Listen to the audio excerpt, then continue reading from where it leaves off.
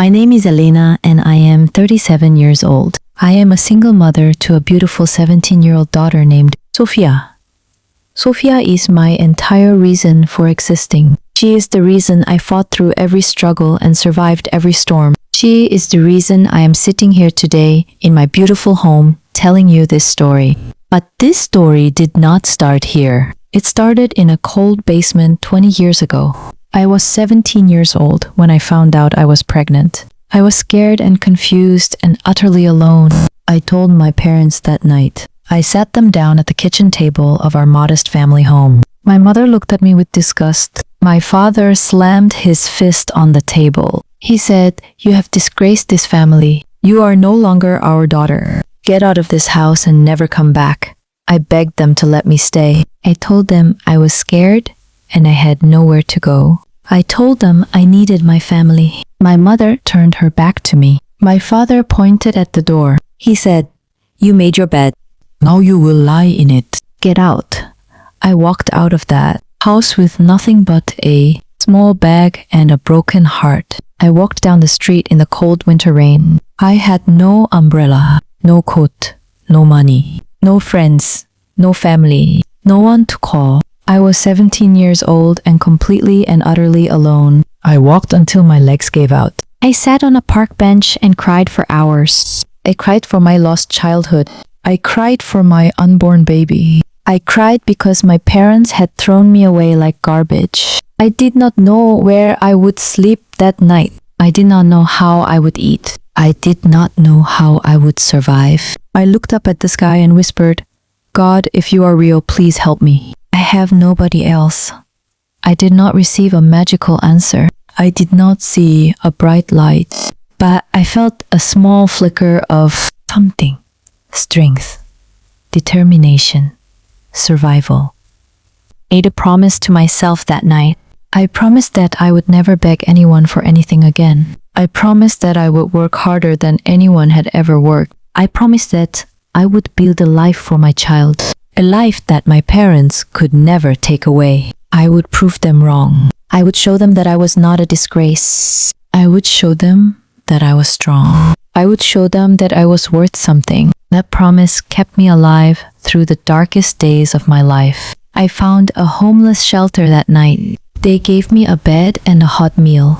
It was not much, but it was something. It was hope. I stayed at the homeless shelter for 2 weeks. It was a crowded place filled with broken people, women who had lost their husbands, families who had lost their homes, young girls like me who had been thrown away by their families. We were all there for different reasons, but we were all the same. We were survivors. We were fighters. We were determined to make it through another day. I met a woman named Maria at the shelter. She was in her 40s and had been homeless for 3 years. She had lost everything when her husband died. She had no children and no family. She was completely alone. She took me under her wing. She showed me how to navigate the shelter system. She showed me where to get free food and clothes. She showed me how to stay safe. She told me, "You are young and strong. Do not let this place destroy you. You have a child to think about. You need to get out of here and build a life for yourself." I listened to her. I took her advice to heart. I started looking for a job the very next day. I walked to every restaurant and store in the area. I asked if they were hiring. I filled out application after application. I got rejected more times than I could count. But I did not give up. I kept going. I kept hoping. I kept believing. Finally, I found a job at a fast food restaurant. It was not glamorous. It paid minimum wage, but it was a job. It was a start. I worked the night shift from 6 in the evening until 2 in the morning. I slept during the day at the shelter. I saved every penny I earned. I did not buy anything for myself. I wore donated clothes and ate the leftovers from the restaurant. Everything I had went toward my future, toward my baby. What my dream. Maria was proud of me. She told me, "You are going to make it, kid. I can see it in your eyes." I believed her because I had to believe something. I had to believe that my life would get better. I had to believe that I was not destined to be homeless forever. I had to believe that my baby would have a better life than I did. I worked at that restaurant for 6 months. I saved enough money to rent a small room. It was tiny and cramped and infested with bugs, but it was mine. It was a roof over my head. It was a place to sleep. It was a start. I said goodbye to Maria and left the shelter. I cried when I left. She had been my only friend. She had been my only support. She had given me hope when I had none. I promised her I would come back and visit. I never saw her again. She left the shelter a few weeks later. I do not know where she went. I hope she found peace. I hope she found happiness. I hope she found the life she deserved. She was a good person. She had a kind heart. She deserved better than what life had given her. I think about her often. She was the first person who believed in me. She was the first person who showed me kindness when I had nothing. I owe her so much. Without her, I might have given up. I might have let the darkness consume me. But Tadashi showed me a light, and I followed it. Sophia was born on a cold November morning. I was 18 years old and completely alone in the delivery room. The nurses were kind to me. They held my hand and told me I was doing a good job, but I wished my mother was there. I wished my father was there. I wished someone from my family was there to see my beautiful baby girl. But they were not. They had made their choice. They had chosen pride over family. They had chosen to abandon their own daughter and granddaughter. I looked at Sophia's tiny face, and I made another promise. I promised that I would never abandon her. I promised that I would give her everything I never had. I promised that she would never feel the pain of rejection that I had felt. I took Sophia home to my tiny apartment. I had bought a crib from a second-hand store. I had a few onesies and diapers. That was all we had. But we had love. We had hope. We had each other. I went back to work 2 weeks after giving birth. I could not afford to take time off. I had bills to pay and a child to feed. I worked 3 jobs. I worked at the fast food restaurant during the day. I cleaned offices at night. I babysat on the weekends. I was exhausted. I was sleep deprived. I was running on pure willpower. But I did it for Sophia. I did it so she would never have to sleep on a park bench. I did it so she would never have to eat from a garbage can. I did it so she would never feel the shame that I had felt. I saved every single penny. I did not buy new clothes. I did not eat out. I did not go to the movies. I did not have a social life. My entire existence revolved around work and Sophia, and I was okay with that, because every dollar I saved was a step closer to a better life. Every dollar was a brick in the foundation of our future. When Sophia was 4 years old, I started a small cleaning business. I had been cleaning offices for years. I knew the industry. I knew the clients. I knew I could do it better on my own. I bought some supplies and started advertising. I knocked on doors and handed out flyers. I worked harder than anyone else. I showed up on time. I did a thorough job. I was reliable and honest. Slowly, my business started to grow. I hired other single mothers to work with me. I wanted to give them the same opportunity that I had been given. I wanted to lift others up. I wanted to create a community of strong women. My business grew and grew. I was no longer just surviving. I was thriving. I was building something beautiful. And I was doing it all alone. No family, no support, no safety net. Just me and my determination. By the time Sophia was 10 years old, my cleaning business had grown into a full-service janitorial company. I had over 50 employees and dozens of contracts with large corporations. I was making more money than I had ever dreamed possible. I bought a beautiful house, a big house with a garden and a swing. Set for Sophia. I bought new furniture and new clothes. I bought a reliable car. I gave Sophia everything she had ever wanted. But I never forgot where I came from. I never forgot the park bench and the homeless shelter. I never forgot the cold winter night when I had nothing and no one. I never forgot the look on my parents' faces when they threw me out. I visited them once. I went back to my childhood home. It had been 15 years. I wanted to see them. I wanted to show them what I had become. I wanted them to see that I was not a disgrace. I was a successful businesswoman and a devoted mother. I knocked on the door and my mother answered. She looked older and tired. She did not recognize me at first. When she did, she started crying. She said, "Elena, is that really you?" I said yes. She hugged me and cried harder. My father came to the door. He did not cry. He just looked at me with a mixture of shame and regret. He said, "You have done well for yourself." I said, "I had to. You gave me no choice." They invited me in. I sat in the same kitchen where they had thrown me out. I looked around at the familiar walls. So many memories. So much pain. I asked about their lives. They told me they had fallen on hard times. My father had lost his job. They had lost the house. They were living in a small rental now. They had nothing left. I felt a strange mix of emotions. Part of me felt sorry for them. Part of me felt vindicated. They had thrown me out because they thought I was a disgrace, and now they had nothing. I was not happy about their suffering. I was not sad either. I was just indifferent. I had moved on. I had built my own life. I no longer needed their approval. I no longer needed their love. I had found my own peace. I left their house that day and never went back. I did not hate them. I did not wish them harm.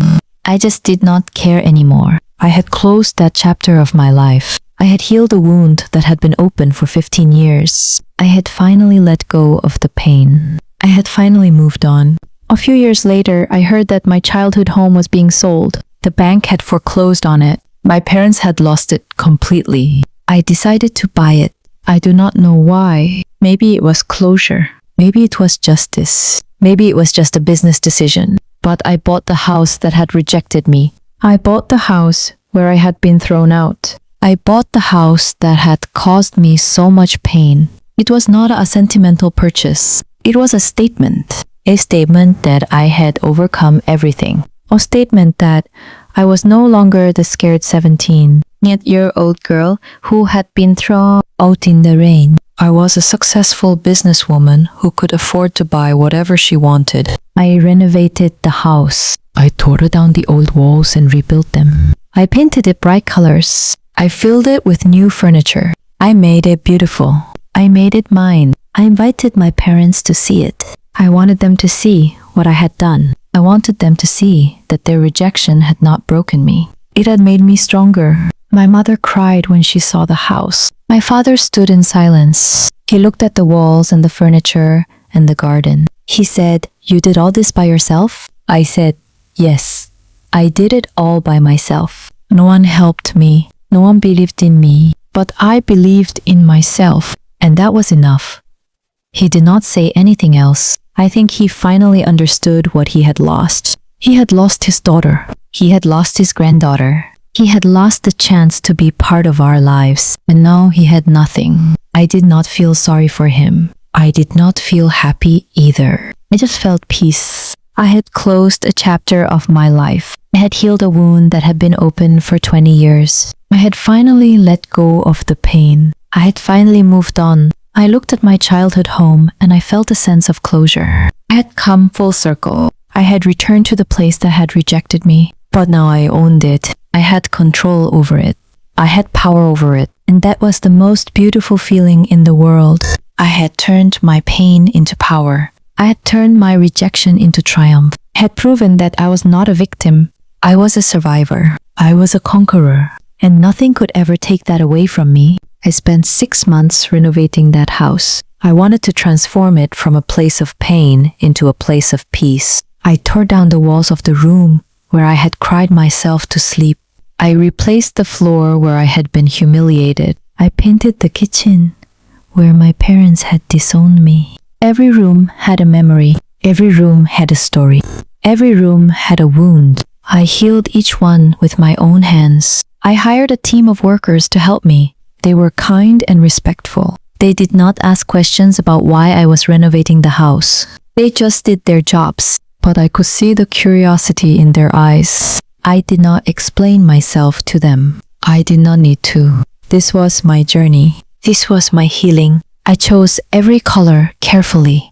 I chose warm and bright colors. I wanted the house to feel alive. I wanted it to feel happy. I wanted it to feel like a home. I filled it with flowers and plants. I filled it with art and photographs. I filled it with love. When the renovations were finished, I stood in the middle of the living room and I cried. I cried because I had done it. I had transformed the house of my nightmares into the house of my dreams. I cried because I had proven that I was stronger than my past. I cried because I had finally healed. I invited Sofia to see the house. She walked through the rooms and she smiled. She said, "It is beautiful, Mom. It feels like a happy place." I hugged her and said, "It is a happy place, baby, because we are here, because we are together, because we are a family."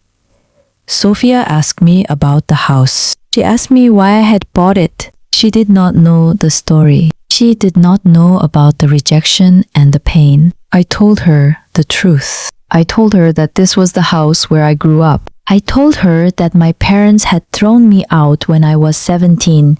I told her that I had been homeless and pregnant and alone. She looked at me with wide eyes. She said, "You went through all that, Mom?" I said yes. She hugged me and said, "You are so strong. I am so proud of you." That moment was worth every struggle. That moment was worth every tear. That moment was worth every sleepless night. My daughter was proud of me, and that was all that mattered. Sofia grew up in that house. She went to school and made friends and had a normal childhood. She did not know the darkness that her mother had endured. She only knew the light. She only knew the love. She only knew the safety. I made sure of that. I had broken the cycle of pain.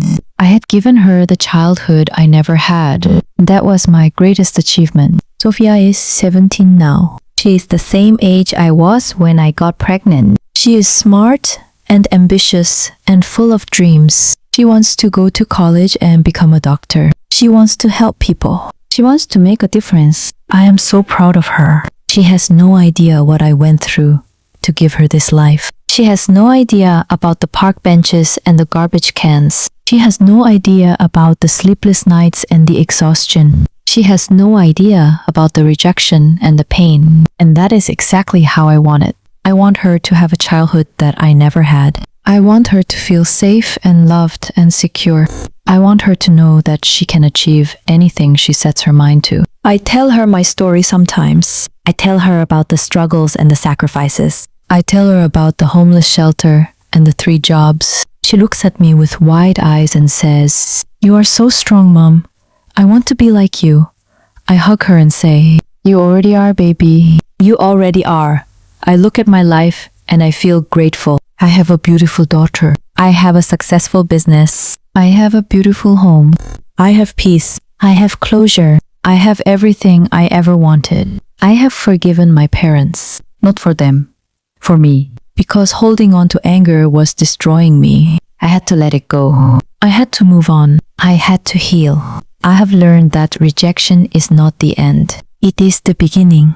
It is the beginning of something better. It is the beginning of discovering who you truly are. It is the beginning of building your own path. I want every single person watching this to know something. No matter how hard life gets, do not give up.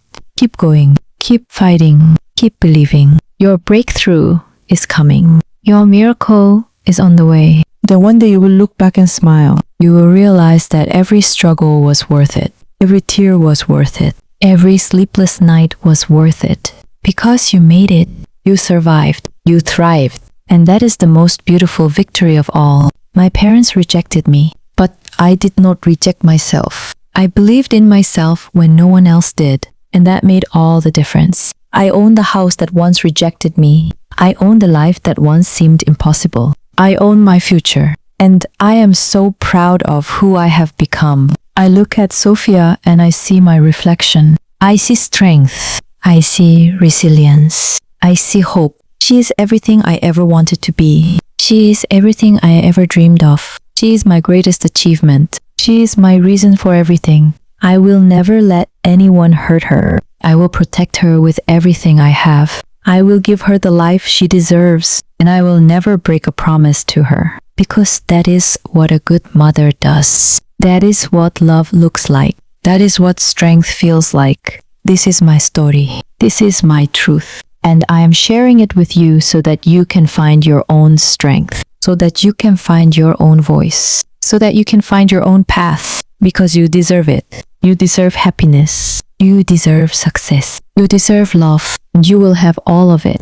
Just keep going. Just keep believing. Just keep fighting. And one day you will look back and say, I did it. I made it.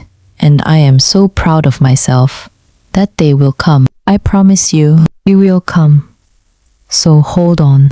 Hold on tight, because the best is yet to come. And when it does, you will be ready. You will be ready to receive it with open arms and a grateful heart. You will be ready to live the life you always dreamed of. You will be ready to be the person you were always meant to be. I believe in you.